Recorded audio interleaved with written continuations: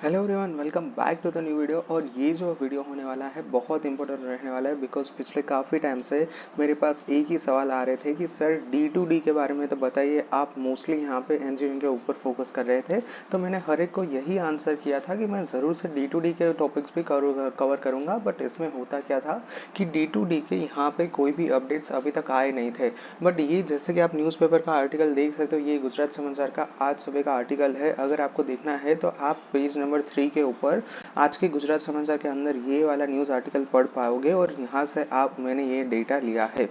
क्या कुछ कहता है ये न्यूज़ आर्टिकल, तो सबसे पहले हेडलाइन पढ़ लेते कि डिप्लोमा इंजीनियरिंग यानी C2D।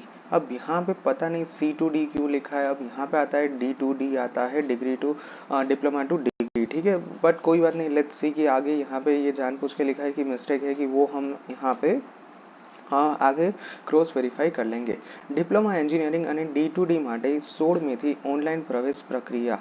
अब यहाँ पे क्या है इसका इम्पोर्टेंट है, तो यहाँ पे ये है कि जितने भी पॉइंट्स होंगे वो मैं यहाँ पे हाईलाइट करता जाऊँगा। ऊपर सब हेडिंग क्या लिखा है कि 40 થી 50% बैठक खाली रहता प्रवेश વધારવા प्रयासों।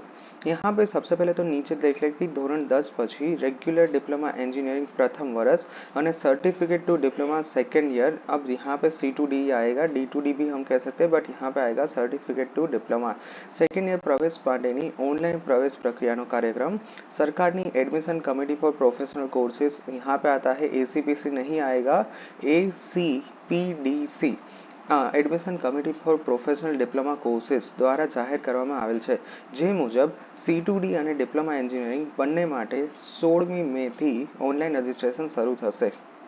ડિગ્રી એન્જિનિયરિંગ સાથે ડિપ્લોમા એન્જિનિયરિંગમાં પણ રજિસ્ટ્રેશન ફી કોરોના અગાઉ જેટલી હતી તેટલી જ કરીને 50 વધારવામાં આવી છે। यानी कि यहाँ पे भी जैसे कि D2D और जितने भी C2D वाले स्टूडेंट्स हैं उसको यहाँ पे 50 रुपीज़ ज़्यादा करने होंगे, ज़्यादा पे करनी होगी। रजिस्ट्रेशन फी પણ 50 रुपया વધી છે। C2D रजिस्ट्रेशन 1 जून, डिप्लोमा रजिस्ट्रेशन 14 जून સુધી છે। अब यहाँ पे नीचे क्या कुछ लिखा है, तो एडमिशन कमेटी द्वारा जाहिर कराયેલા કાર્યક્રમ મુજબ 16મી મેથી ધોરણ 10 પછીના ડિપ્લોમા એન્જિનિયરિંગ પ્રવેશ વર્ષ માટે ઓનલાઈન રજિસ્ટ્રેશન શરૂ થશે। જો કે હાલ જૂના વિદ્યાર્થીઓએ રજિસ્ટ્રેશન કરાવી શકશે। ચાલુ વર્ષનું ધોરણ 10નું રિઝલ્ટ આવ્યા બાદ ચાલુ વર્ષના વિદ્યાર્થીઓ રજિસ્ટ્રેશન કરાવી શકશે। ડિપ્લોમા એન્જિનિયરિંગનું રજિસ્ટ્રેશન 14 જૂન સુધી ચાલશે, જ્યારે ડિપ્લોમા એન્જિનિયરિંગમાં ધોરણ 10ના બેઝિક મેથ્સ અને સ્ટાન્ડર્ડ મેથ્સ એમ બંને વિકલ્પના पास विद्यार्थियों प्रवेश ले सकते। तो ये एक अलग बात है कि यहाँ पे लिखा है कि आपके पास मैथ्स में 2 यहाँ पे सब्जेक्ट्स कर दिए थे गुजरात बोर्ड ने अराउंड 3-4 साल पहले। तो यहाँ पे पहला ऑप्शन था बेसिक मैथ्स और दूसरा ऑप्शन था स्टैंडर्ड मैथ्स। तो इस तरह से 2 यहाँ पे ऑप्शन कर दिए थे। गत वर्षे સૌથી વધુ પ્રવેશ બેઝિક ગણિતના વિદ્યાર્થીઓ લીધા હતા। ડિપ્લોમા એન્જિનિયરિંગમાં ધોરણ 10ના સાયન્સ, ગણિત અને અંગ્રેજી વિષયના માર્ક્સને આધારે મેરિટ તૈયાર કરીને પ્રવેશ આપવામાં આવશે। तो जैसा कि यहाँ पे पता ही है कि मेरिट रैंक एक आएगा और मेरिट रैंक के बेसिस के ऊपर आपका हर एक कॉलेज यहाँ पे कट ऑफ डिक्लेयर करेगी और ये कट ऑफ के ऊपर आपका यहाँ पे एडमिशन होगा। तो ये मेरिट रैंक किसके हिसाब से कैलकुलेट होगा?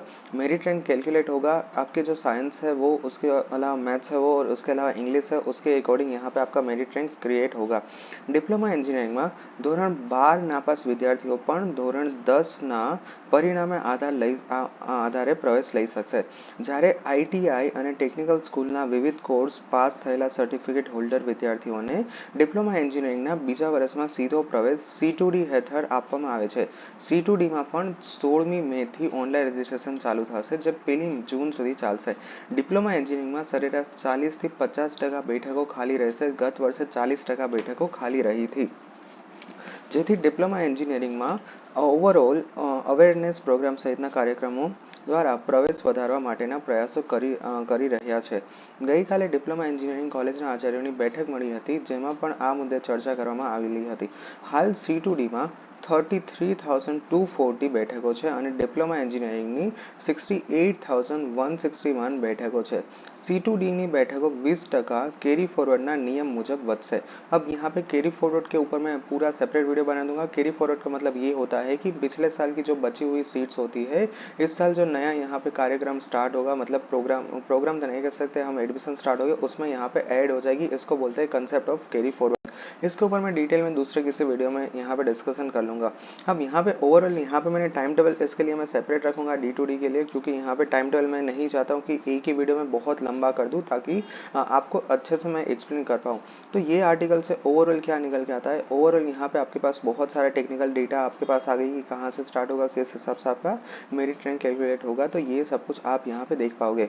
इस और यहाँ पे एक इम्पोर्टेंट बात ये है कि गया वर्ष सरकारी 6,370, खानगी 20,000 बैठकों खाली रही थी। तो ये तो यहाँ पे ऊपर ही ऑलरेडी प्रिडिक्ट कर दिया है कि 40 से 50% सीट्स यहाँ पे खाली रहने वाली है, यहाँ पे कोई भी नहीं होने वाला है एडमिशन के लिए। तो ये भी आप ऑलरेडी कंसिडर कर सकते हो। Alright, so yeah that's it for today's video and make sure you subscribe to the channel, because मैं अभी इसके बाद का वीडियो, इसका जो टाइम टेबल है उसके ऊपर मैं आपको हाँ गाइडेंस कर दूंगा। Alright, so yeah that's it for today's video. Thank you very much for watching this video. If you any doubts and feel free to ask in the comment section. Thank you, bye bye.